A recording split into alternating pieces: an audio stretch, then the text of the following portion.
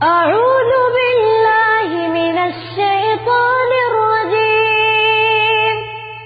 بسم الله الرحمن الرحيم. على رسوله الأمين أما بعد. أعوذ بالله من الشيطان الرجيم. بسم الله الرحمن الرحيم. يا بني إسرائيل اذكروا نعمتي التي أنعمت عليكم وأوفوا بعهدي أوف بعهدكم وإياي فارهبون وآمنوا بما أنزلت مصدقا لما معكم ولا تكونوا أول كافر به ولا تشتروا بآياتي ثمنا قليلا وإياي فاتقون ولا تلبسوا الحق بالباطل وتكتموا الحق وأنتم تعلمون وأقيموا الصلاة وآتوا الزكاة واركعوا مع الراكعين أتأمرون الناس بالبر وتنسون أنفسكم وأنتم تتلون الكتاب أفلا تعقلون. محترم اسلامی بھائیوں، اسلامی ماں اور بہنوں، ہم سب سے پہلے اللہ رب العزت کا شکر ادا کرتے ہیں کہ اللہ تعالی ہمارے زندگیوں میں ایک اور رمضان المبارک کا بہار، رمضان المبارک کی بہار ہماری زندگیوں میں عطا کیا. رمضان کا مہینہ یہ بڑا بابرکت مہینہ ہے، بڑا مبارک مہینہ ہے، اور جب رمضان کا مہینہ آتا ہے تو رمضان کا مہینہ آتے ہی مومن بڑا خوش ہو جاتا ہے. مومن کس کو کہتے ہیں؟ جس کے دل میں ایمان رہتا ہے اس کو مومن کہتے ہیں. تو رمضان کا مہینہ آتے ہی جن کے دلوں میں ایمان رہتا ہے ایسے لوگ بڑے خوش ہو جاتے ہیں اور نیک کاموں میں آگے بڑھتے ہیں، پورے جذبے کے ساتھ نیکیاں کرنا شروع کرتے ہیں. رمضان کا مہینہ آتے ہی جذبے کے ساتھ روزے رکھتے ہیں، رمضان کا مہینہ آتے ہی جذبے کے ساتھ تراویح پڑھتے ہیں، رمضان کا مہینہ آتے ہی جذبے کے ساتھ صدقہ و خیرات کرتے ہیں، رمضان کا مہینہ آتے ہی قرآن مجید کی تلاوت کرتے ہیں. اس طریقے سے رمضان کا مہینہ کیا آیا کہ رمضان کا مہینہ آتے ہی جذبے کے ساتھ پورے نیکیوں میں آگے بڑھتے ہیں. کون لوگ؟ جن کے دلوں میں ایمان رہتا ہے. اور جو لوگ رمضان کا مہینہ آنے کے باوجود بھی ان کے نیکیوں میں کوئی اضافہ نہیں ہوا، وہ جذبے سے عبادت نہیں کر رہے ہیں، تو ان کو اپنا ایمان جانچ لینا چاہیے کہ وہ ایمان میں کہاں تک کھڑے ہوئے. جن کے دلوں میں ایمان نہیں رہتا ہے ویسے ہی لوگ رمضان کے مہینے سے فائدہ نہیں اٹھاتے. تو لہٰذا میرے بھائیوں، رمضان کے مہینے میں بہت ساری نیکیاں ہیں. سب سے بڑی نیکی رمضان کے مہینے میں روزے کی ہے، اس کے بعد تراویح کی. تراویح یہ بہت بڑی نیکی ہے. پیارے نبی صلی اللہ علیہ وسلم نے فرمایا من قام ایمانا واحتسابا غفر له ما تقدم من ذنبه. اللہ اکبر. پیارے نبی نے فرمایا جو بندہ ایمان کے ساتھ ثواب کی نیت سے رمضان کے مہینے میں تراویح پڑھے گا، قیام کرے گا، ایسے آدمی کے پچھلے گناہ معاف ہو جائیں گے، گناہ معاف ہو جائیں گے. اور رمضان کے مہینے میں تراویح پڑھنے کا سب سے بڑا فائدہ یہ ہوگا کہ تراویح پڑھنے سے ہم کو قرآن مجید سننے کا موقع ملتا ہے. قرآن مجید کو سننے کا موقع ملتا ہے. کئی لوگ بچپن میں اپنی غفلت کی وجہ سے یا پھر ماں باپ کی صحیح تربیت نہیں ہونے کی وجہ سے کئی لوگ جو ہے قرآن پڑھنا نہیں جانتے، کئی لوگوں کو قرآن پڑھنا نہیں آتا. ایسے لوگوں کے لیے رمضان کا موقع یہ بہترین سنہرا موقع ہے کہ جن لوگوں کو قرآن پڑھنا نہیں آتا ایسے لوگ قرآن سن کر ثواب کما سکتے ہیں. بات یاد رکھ لو کہ قرآن پڑھنا جیسے ثواب ہے، قرآن سننا بھی ویسے ثواب ہے. اور قرآن سننا بھی پیارے نبی صلی اللہ علیہ وسلم کی سنت ہے. اللہ کے نبی صلی اللہ علیہ وسلم کیا کرتے تھے؟ کبھی کبھار صحابہ سے قرآن سنتے تھے. آپ ایک مرتبہ حضرت ابی بن کعب رضی اللہ تعالی عنہ سے فرمائے کہ اے ابی آپ مجھے قرآن پڑھ کر سنائیے. اللہ کے نبی نے سورہ کا نام بھی کہا کہ سورۃ البینہ پڑھ کر سنائیے. اللہ نے مجھ سے کہا کہ میں آپ سے قرآن سنوں. اللہ نے مجھ سے کہا کہ میں آپ سے قرآن سنوں. جب ابی بن کعب رضی اللہ تعالیٰ عنہ نے یہ بات سنا تو ان کی آنکھوں سے خوشی کے آنسو نکل گئے، ان کی آنکھوں سے آنسو جاری ہو گئے. اللہ نے میرا نام لے کر کہا کہ مجھ سے آپ قرآن سنیں. واہ، کتنی بڑی خوش نصیبی کی بات ہے. تو بہرحال اس حدیث سے یہ بات معلوم ہوتی ہے پیارے نبی صلی اللہ علیہ وسلم کی ایک سنت یہ بھی تھی، اللہ کے نبی صلی اللہ علیہ وسلم قرآن سنا کرتے تھے، آپ قرآن سنا کرتے تھے. تو یہ تراویح کے اندر ہم لوگوں کو قرآن سننے کا بہترین موقع ملتا ہے. شروع تراویح سے لے کر آخری تراویح تک، رمضان ختم ہونے تک جو بندہ پابندی کے ساتھ نماز پڑھتا ہے تراویح کی، ایسا بندے کو پورا قرآن سننے کا موقع ملتا ہے. کتنا بڑا ثواب کا کام ہے. تو لہٰذا میرے بھائیوں، رمضان کا مہینہ آتا ہے تو پورے جذبے کے ساتھ تیار ہو جانا ہے، پورے جذبے کے ساتھ عمل کرنا ہے. ہاں، میں یہ بات کہوں گا اور آپ کو بھی یہ بات معلوم ہے کہ بہت سارے لوگوں کو تراویح پڑھنے میں تکلیف ہوئی ہوں گی، ہو سکتا ہے تکلیف ہوئی ہوں گی. ہاں، ایک بات یاد رکھ لو، بغیر تکلیف کے، بغیر محنت کے کوئی چیز ملنے والی نہیں.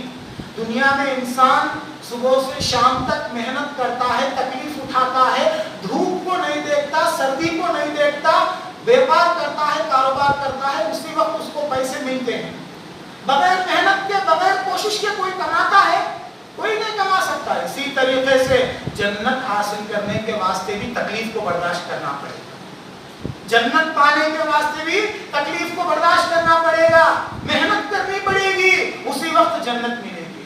جی تھوڑی دیر کے لیے سوچو کہ میں اور آپ، مجھے اور آپ کو اگر پیسوں کی ضرورت ہے تو ہم کیا کرتے ہیں؟ سخت گرمی میں کھڑے ہو کر کاروبار کرتے ہیں، سخت دھوپ میں کھڑے ہو کر کماتے، کئی گھنٹے، 1-2 گھنٹے کی بات نہیں، لیکن یہاں پر فین کے نیچے، اے سی کے مشینوں کے بازو میں 1 گھنٹہ 1.5 گھنٹے کھڑے ہونے کے لیے ہم تڑپ جاتے ہیں. تو ہمارا ایمان کہاں تک ہے؟ یہ سوچو میرے بھائی.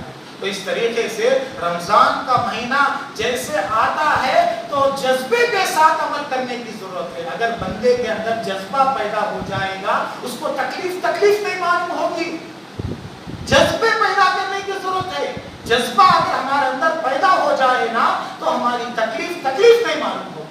تو بہرحال یہ جو ہے رمضان کے تعلق سے آپ کو ضروری باتیں بیان کرنا تھا تو بیان کر دیا. تو اب آپ بات کو آگے بڑھاتا ہوں کہ جیسا کہ آپ کو معلوم ہے کہ رمضان کے مہینے میں ہمارا معمول یہ ہوتا ہے کہ رمضان کے مہینے میں قرآن جو پڑھتے ہیں، حافظ صاحب قرآن کی جو تلاوت کرتے ہیں، اس میں سے کچھ آیتیں آپ کے سامنے تلاوت کر کے اس کا خلاصہ آپ کے سامنے پیش کیا جاتا ہے. آج آپ کے سامنے ایک پارہ 2 رکوع پڑھے گئے، پورا ایک پارہ 2 رکوع آپ لوگوں نے سنا الحمدللہ اللہ کی توفیق سے. اس میں سے میں نے آپ کے سامنے سورۃ البقرہ کے 5ویں رکوع کے چند آیتیں آپ کے سامنے تلاوت کی. اس 5ویں رکوع کے اندر اللہ تعالیٰ کیا فرماتے ہیں اب دیکھتے ہیں. میں نے آپ کے سامنے قرآن مجید کی سورۃ البقرہ کی 5ویں رکوع کی شروع کی آیتوں کو تلاوت کیا. اللہ نے کہا یا بنی اسرائیل اذکروا نعمتی التی انعمت علیکم وَأَوْفُوا بِعَهْدِي أُوفِ بِعَهْدِكُمْ. یا بنی اسرائیل، آپ نے ابھی تراویح کے اندر غور سے اگر آپ نے قرآن سنا ہوگا تو آپ نے دیکھا ہوگا کہ حافظ صاحب جو ہے تراویح کے اندر سورۃ البقرہ کی تلاوت کرتے ہوئے یا بنی اسرائیل یا بنی اسرائیل یا بنی اسرائیل 3 مرتبہ بولے. کتنے مرتبہ بولے؟ 3 مرتبہ آپ کے سامنے تلاوت کیے. یہ یا بنی اسرائیل جو بار بار اس کی تلاوت بھی ہے، کیا معنی ہے اس کا؟ اس کو پہلے سن لیجیے.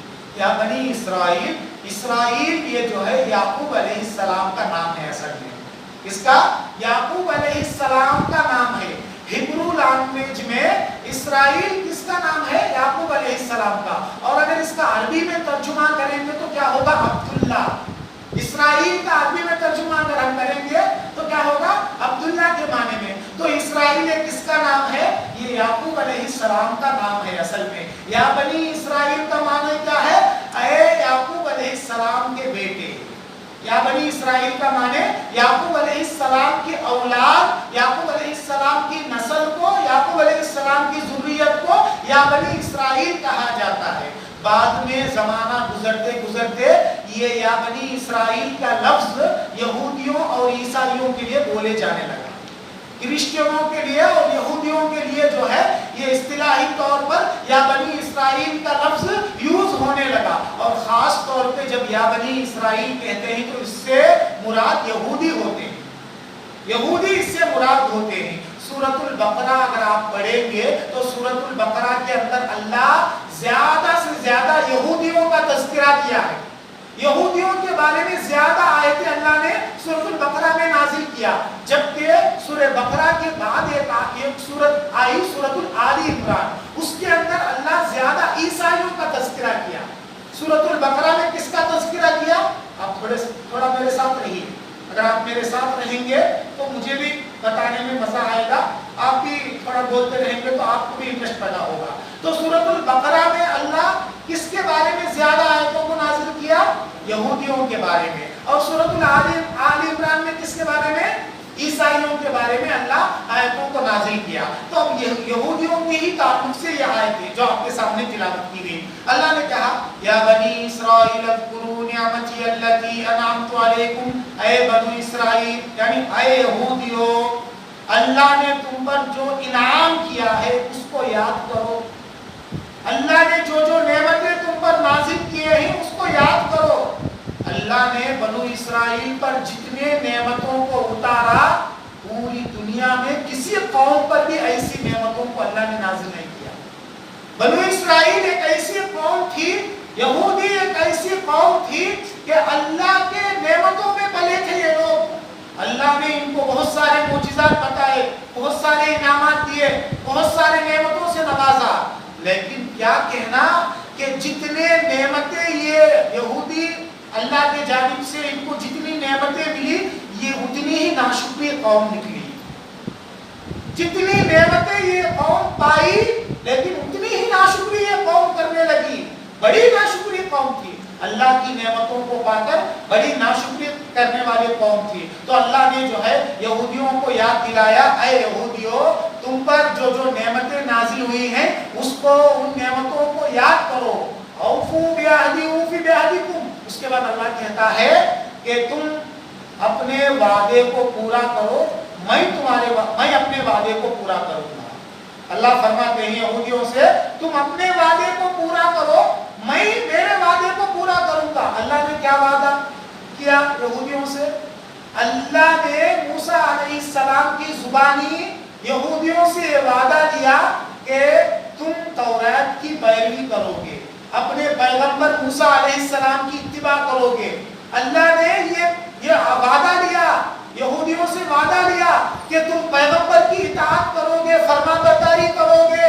تورات جو تم پر نازل ہوئی ہے, اللہ کی جانب سے جو وحی نازل ہوتی ہے اس کی تم پیروی کرو گے. اللہ کی جانب سے یہ وعدہ لیا گیا. تو اللہ وہی وعدے کو یاد دلا رہا ہے, تم اپنے وعدے کو پورا کرو, میں اپنے وعدے کو پورا کروں گا. یعنی تم اللہ کے جانب سے جو وعدہ تم کیے تھے, اللہ کو جو وعدہ کیے تھے کہ تم جو ہے پیغمبر کی پیروی کرو گے, تورات کی پیروی کرو گے, اس پر تم وعدہ پورا کرو گے, تو اللہ بھی کیا کرے گا, تم کو دنیا میں عزت دے گا. اللہ کی جانب سے وعدہ ہے, اللہ تم کو جو ہے دنیا میں عزت دے گا. اوفی بعہدی اوفی بعہدکم. اور اس کے بعد کی آیتوں میں اللہ, یہی اصل بات ہے, اس کی بعد کی آیتوں میں اللہ یہودیوں کے 3 غلطیوں کو بیان کر رہا ہے. کتنے؟ یہودیوں کے 3 جرائم کو بیان کر رہا ہے. یہودیوں کے اندر جو زیادہ پائے جانے والے جو 3 جرائم تھے ان جرائم کو بیان کر رہا ہے. خاص طور پہ یہودیوں کے عالموں کے اندر, یہودیوں کے علماء کے اندر یہ جرائم پائے جاتے تھے. پہلا جرم وَلَا تَلْبِسُوا الْحَقَّ بِالْبَاطِلِ. پہلا جرم کیا تھا یہودیوں کے علماء کا, کہ یہودیوں کے عالم کیا کرتے تھے, حق اور باطل کو گڑبڑ کر دیتے تھے, حق اور باطل کو ملا دیتے تھے, باطل کو حق کا لباس پہناتے تھے.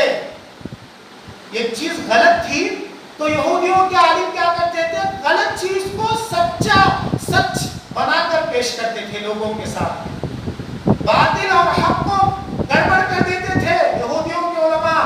اس کی مثال کیا ہے, یہودی کتنی ایک قوم تھی, کتنی دھوکے باز قوم تھی. اس مثال سے آپ کو سمجھ میں آ جائے گا کہ یہودیوں پر چربی حرام تھا. یہودیوں پر چربی کو حرام کر دیا تھا.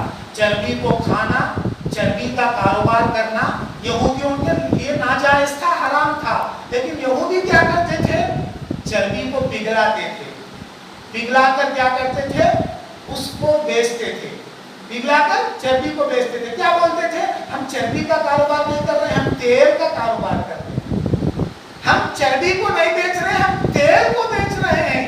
اس طرح سے دھوکہ دینا چاہتے تھے. یخادعون اللہ والذین آمنوا، کہ تم اللہ کو دھوکہ دینا چاہتے ہو. یہ یہودی ایسی قوم تھی کہ ہم باطل کو حق کا دوبارہ اڑانے کی کوشش کرتے تھے. یہ چیز غلط ہے اس کو سچی بتا کر پیش کرنے کی کوشش کرتے تھے. نہیں، ہم غلط نہیں کر رہے ہیں، ہم سچ کر رہے ہیں. اس طرح کے کام کرتے تھے یہودی. وَلَا تَلْبِسُوا الْحَقَّ بِالْبَاطِلِ، اللہ صاف طور پہ کہتا ہے کہ تم باطل کو حق کے ساتھ گڑبڑ مت کرو. اور وَتَكْتُمُوا الْحَقَّ، یہودیوں کی عالموں کی ایک سب سے بڑی غلطی کیا تھی؟ یہودیوں کے عالم حق کو چھپاتے تھے، حق بات کو چھپاتے تھے. یہودیوں کے عالموں کی ایک بہت بڑی غلطی وَتَكْتُمُوا الْحَقَّ، حق بات کو چھپاتے تھے. حق بات کو چھپانا ان کی بہت بڑی غلطی تھی. کیسے؟ ان کی کتابوں میں تورات کے اندر پیارے نبی صلی اللہ علیہ وسلم کے تعلق سے اتنی تفصیلات موجود تھی، اتنی تفصیلات موجود تھی کہ اللہ کے نبی آئیں گے، وہ آخری نبی ہوں گے، ان کی صفات یہ ہوں گی، وہ ایسے بات کریں گے، وہ یہ باتیں کریں گے، یہ نصیحت کریں گے. تورات میں پوری باتیں موجود تھی. لیکن یہودیوں کے علماء، یہودیوں کے عالم لوگوں کو نہیں بیان کرتے تھے، لوگوں کو بتاتے نہیں تھے. اللہ قرآن میں کہتا ہے کہ وہ تورات کے اندر پیغمبر محمد صلی اللہ علیہ وسلم کے بارے میں کتنی تفصیلات کو جانتے تھے. اللہ نے فرمایا، آج کی تراویح میں وہ آیت آپ کے سامنے آئی. اللہ نے کہا الذین آتیناہم الکتاب یعرفونہ کما یعرفون ابناءہم. اللہ کہتے ہیں اہل کتاب یہودی پیغمبر کو، آخری نبی کو اس طریقے سے جانتے ہیں جس طریقے سے وہ اپنے اولاد کو جانتے ہیں. ایک باپ اپنے بچوں کو جاننے میں، اپنے بچے کو پہچاننے میں اس کو کوئی دشواری ہوگی؟ کسی طرح کی دشواری نہیں ہوگی. تو اللہ کہتا ہے یہ یہودیوں کے علماء بھی آخری نبی محمد صلی اللہ علیہ وسلم کو اپنے بچوں کو جاننے کی طرح جانتے ہیں. اس کے باوجود بھی چھپاتے ہیں، اس کے باوجود بھی چھپاتے ہیں. حق کو چھپانا ان کی ایک بہت بڑی غلطی تھی. اور تیسری غلطی ان کی یہ تھی کہ قول و عمل میں تضاد، قول و عمل میں تضاد. کہ تم لوگوں کو نیکی کا حکم دیتے ہو اور تم خود بھول جاتے ہو. تم لوگوں کو نیکی کا حکم دیتے ہو اور تم خود بھول جاتے ہو، اس پر عمل نہیں کرتے. یہ یہودیوں کے عالموں کی سب سے بڑی غلطی تھی. اور عمل میں تضاد پایا جاتا تھا کہ جو لوگوں کو نصیحت کرتے تھے یہ خود اس نصیحت پر عمل نہیں کرتے تھے. اللہ نے سورہ صف میں فرمایا یا ایھا الذین آمنوا لم تقولون ما لا تفعلون، اے مسلمانوں، اے مومنوں، تم وہ بات کیوں کہتے ہو جو تم خود عمل نہیں کرتے. جو بات، جس چیز پر تم عمل نہیں کرتے وہ بات تم لوگوں سے کیوں کہتے ہو. تو یہودیوں کی سب سے بڑی خرابی تھی کہ جو ہے یہودی جس بات کو کہتے تھے اس پر وہ خود عمل نہیں کرتے تھے. تو بہرحال یہ ان آیتوں کے اندر یہودیوں کے 3 بڑے غلطیوں کو پیش کرنا، اللہ تعالیٰ یہودیوں کی یہ 3 بڑے غلطیوں کو پیش کر کے اللہ اس امت کے لوگوں کو یہ نصیحت دینا چاہتا ہے کہ آگاہ رہنا، تمہارے اندر یہ غلطیاں نہیں آنا. اس امت کے عالموں کو خاص طور پہ اللہ تعالیٰ یہ میسج دیتا ہے کہ یہودیوں کے عالموں کے اندر جو غلطیاں آئی تھی ان غلطیوں کو تم نہیں دہرانا، وہ غلطیاں تمہارے اندر نہیں آنا. اس امت کے عالموں کو اللہ تعالیٰ یہ پیغام دیتا ہے اس آیت کریمہ کے اندر. لیکن پیارے نبی صلی اللہ علیہ وسلم نے پیشن گوئی کی کہ میری امت کے لوگ بھی یہودیوں کے نقش قدم پر چلیں گے. یہودیوں کے جو جرائم پائے جاتے تھے، یہودیوں کے اندر جو غلطیاں پائی جاتی تھی، وہی غلطیاں میری امت کے اندر بھی پائی جائیں گی. آج ہم دیکھتے ہیں آج کتنے علماء سچی بات جاننے کے باوجود بھی، حق بات جاننے کے باوجود بھی چھپاتے ہیں. جی سچی بات کو معلوم ہے، حق کیا ہے، باطل کیا ہے، جانتے ہیں، اس کے باوجود بھی لوگوں کو بیان کرنے سے چھپاتے ہیں. اور آج کتنے عالم ہیں قول و عمل میں تضاد پایا جاتا ہے، جو بات وہ کرتے ہیں اس پر خود عمل نہیں کرتے ہیں، کتنے عالم ہیں ایسے۔ میرے بھائیوں آگاہ رہنا ہے، جو بات ہم کرتے ہیں خود اس پر عمل کرنا ہے، لوگوں کے سامنے تصویر بن کر آنا ہے، اسی وقت جو ہے ہمارے بات میں وزن پیدا ہوگی۔ تو لہٰذا میرے بھائیوں یہودیوں کے اندر جو غلطیاں جو جرائم پائی جاتی تھی، آج ہمارے اندر بھی وہ غلطیاں وہ جرائم پائی جاتی ہیں۔ یہ رمضان کا مہینہ ہے، ان جرائم سے مجھے اور آپ کو توبہ کرنا ہے، ان غلطیوں سے دور رہنا ہے۔ اگر ہمارے اندر وہ غلطیاں پائی جاتی ہیں تو اللہ سے سچے دل سے توبہ کرنا ہے اور ان غلطیوں سے بچ کر رہنا ہے۔ تو اللہ سے دعا ہے اللہ مجھے اور آپ کو، ہم سب لوگوں کو کہیں سنی باتوں پر کہنے سننے سے زیادہ عمل کرنے کی توفیق عطا فرمائے۔ آمین ثم آمین وآخر دعوانا ان الحمد